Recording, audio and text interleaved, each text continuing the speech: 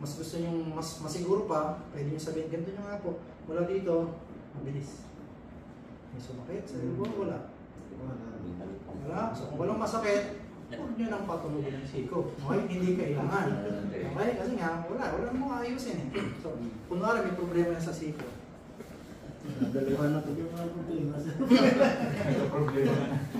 Sa elbow, sinabi ko, humeral ulnar at humeral radial joint.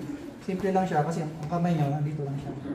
Parang, mangyayari kasi, parang sasatigin mo siya sa extension. Nandito ako sa olecranon. Olecranon, itong dulo ng ulnar. Ito, itong nakabukol na to, yan yung ulna, dulo yan ng ulna. Ang humerus, wala dyan, nandito sa side.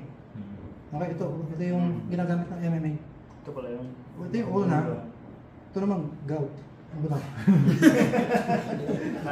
Nakali. Ito, yan yung ulna, ang radius niya. Ito yung radius niya. Ito yung radius. Ang ulna, ito yan. Ito. Ayan, pag binibay mo yan, ito yung... Sa side. Tapos yung matulis na siko niya, olecranon niya, yun yung part ng ulna. Tapos nandun lang yung, ginagawa dito lang kamay ko kasi nga siyang tutulak ko pa ganyan. Ngayon, ang direction, kasi usually kapag may problema dyan sa siko, merong mobilization mo na ginagawa, iniikot-ikot muna para inihanda mo na yung joint. Tapos, doon sa manipulation niya, ang pinaka-safe niyan, lalo may problema siya, isagad niyo muna ng extension. Pag sabi extension, extend, ito flexion. Extension, flexion. So, isasagad ko muna sa extension niya, tapos tatanungin ko siya, may sumakit? May sumakit ba? Wala. Pag wala, babalik ko ulit sa extension, tapos balik ko ng konti, release ng konti, dyan ako mag-i-start ng Celtec. Ulitin ko ha, in-extend ko ng sagad, balik ng konti, tapos dyan ako mag-isimula. Parang may buwelo. Yun ang buwelo. Hindi mula dito. Kaya, hindi na ka. Handa na ha? Sa radyo, magandang. Yun naman sa radio ulnar. Ulitin ko ha, parang ano niya. Radio ulnar, ito yun. Okay, radio sa ulnar, yung joint na yun.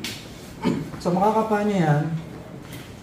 Ito, kung buto na to, tsaka buto sa ilalim, ito yung epicondyle ng humerus, medial at saka lateral epicondyle. Tapos mga 1 inch pababa, ito na yung head ng radial head. Tanda niya, epicondyle, ito, kapa niya. Hindi kasi pinagpapit kasi malaman siya. Pero sa pagkapa, ito yung nakabukol, ito wala na. Nakabukol, ito yung olecranon. Sa olecranon kasi, ulna to, tapos dito sa side na to, ito na yung radial head. Ito yung epicondyle, radial head. Meron siyang parang ito yung pagitan nila. Yan, kasi ito yung radial head. So, lalagay ko yung thumb ko dyan.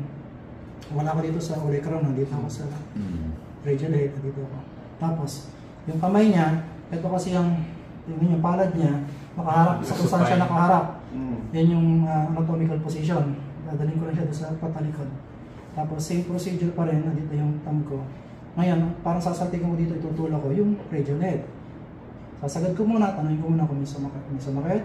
Pag meron, saan? Dito mismo.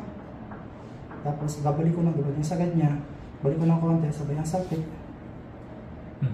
Ang tinulak ko yung radial head lang. Okay? Iba yung sa kanina na pagganito. Ito, walang kaunahan sa radial head. Ito para sa radial head. Ano yun sir, yung ang inaano mo dito, yung Radial head. hindi yung kanina. Ito yung joint mismo ng buong siko. Yung meron ulnar tsaka yung radial. Ito naman, radial ulnar. Radial ulnar joint.